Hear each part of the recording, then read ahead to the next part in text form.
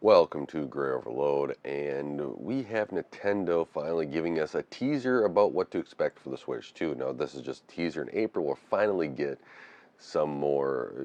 Basically, that's their launch event. So this year, we're getting the Switch 2 finally here. The Switch 1 was, by my standards, a great success. I think it's been a great entry to getting handheld consoles mainstream. And while the Switch 2 or the Switch has just taken everyone by storm, I think it opened up the market for everyone else to say, you know what, handhelds, even if they had one before, right? It made them more of a, you know what, this is something that people want to use and will use. And that is just, the start of this whole snowball effect of everyone else being able to jump in and sell handholds and them seemingly be successful or at least have a market that they can sustain themselves.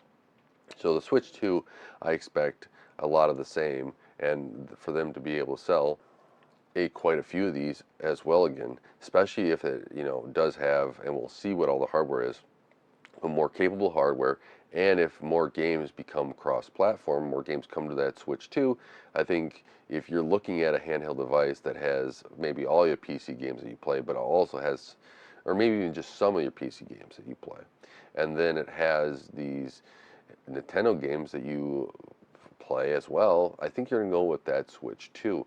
And while not all the original Switch games will be compatible with the Switch 2, as they said in their little teaser, not at all there, but I'm really hoping that Nintendo kind of figures this whole backwards compatibility out and gets a lot of those games just backwards compatible. I think we're moving into the realm of where all these game manufacturers and stuff, like Microsoft even had said something about game preservation, right? Having these games basically preserved. And that's one thing I like to see is where you be able to play backwards compatibility. I enjoyed, a lot of Nintendo games, the Zelda games I've always enjoyed. I've enjoyed Super Smash is one of my favorite Nintendo games.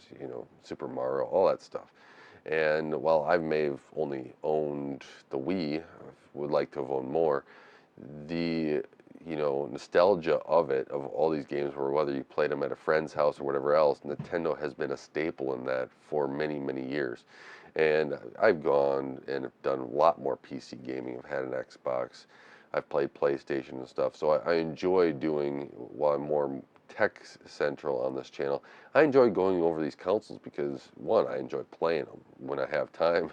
I think that these handhelds could be a benefit where, I'm not always sitting in front of a computer, with kids events and everything else, or going and, family travels, etc., where, you're visiting your parents, kids are visiting grandparents, right there. So they're having entertainment. You don't have your main rig or whatever else along with you, and this may be a great alternative. Something I'd like to try out and test to see how performance is and just the ability to enjoy a game when you're away and you may have some time because you are at the grandparents and the kids are enjoying their time with them and you get to sit back and relax for a second, right?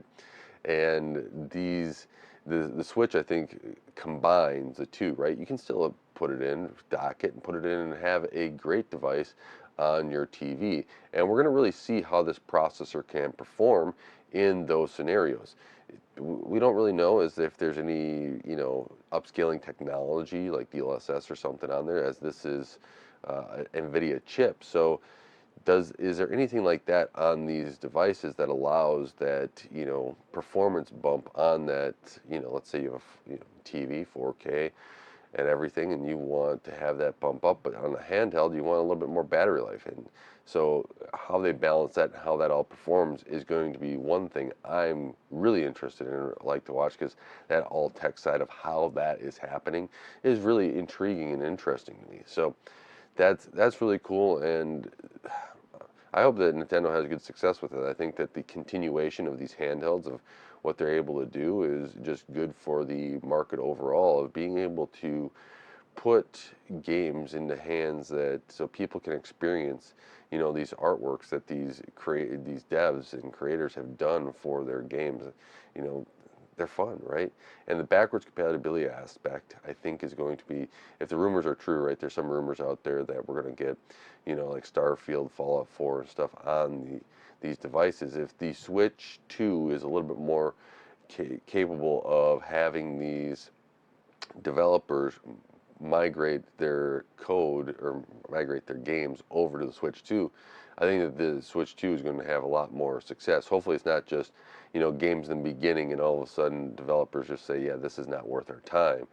That would not be, as much as I like games, play them on every device and stuff, the the capabilities of these to keep them on every device and put that effort in needs to have enough people playing on there so that they have an effort so that somebody like me that would buy it would be able to play their games even if I have to play it again, right? I enjoy replaying games, so even if I have to play it again on the handheld, let's say I have the handheld and I want to go play someplace, right, with the Switch 2, and it's like, I really like to enjoy that game. Let's start playing it again. That would be really fun. So we'll see what all this is and how this all turns out here with the Switch 2 in April. We got few months away. So it'll be fun to see. They have a launch event and everything going on.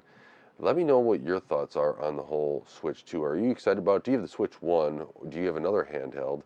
Is there something holding you back from that handheld or from getting the Switch 2? Or are you just like me and just never got around to spending the money on it, right? So I wish I had more money to spend on all these gaming devices, but sometimes you got to make choices, right?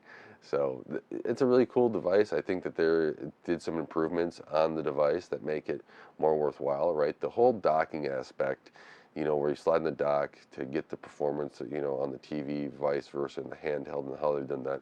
I think they've done a really good job of kind of making sure that that's been ironed out and stuff. And that's one thing all handhelds are, especially if it's just a handheld, just working at, right? Making sure you have that balance of power and battery or performance and battery life, where Nintendo seems to, they've kind of made the whole segment go forward. So thank you so much for watching Greater Overload. I really do appreciate you guys like, share, subscribing, watching another one of the videos, as that really does help out the channel. Until next time, God bless.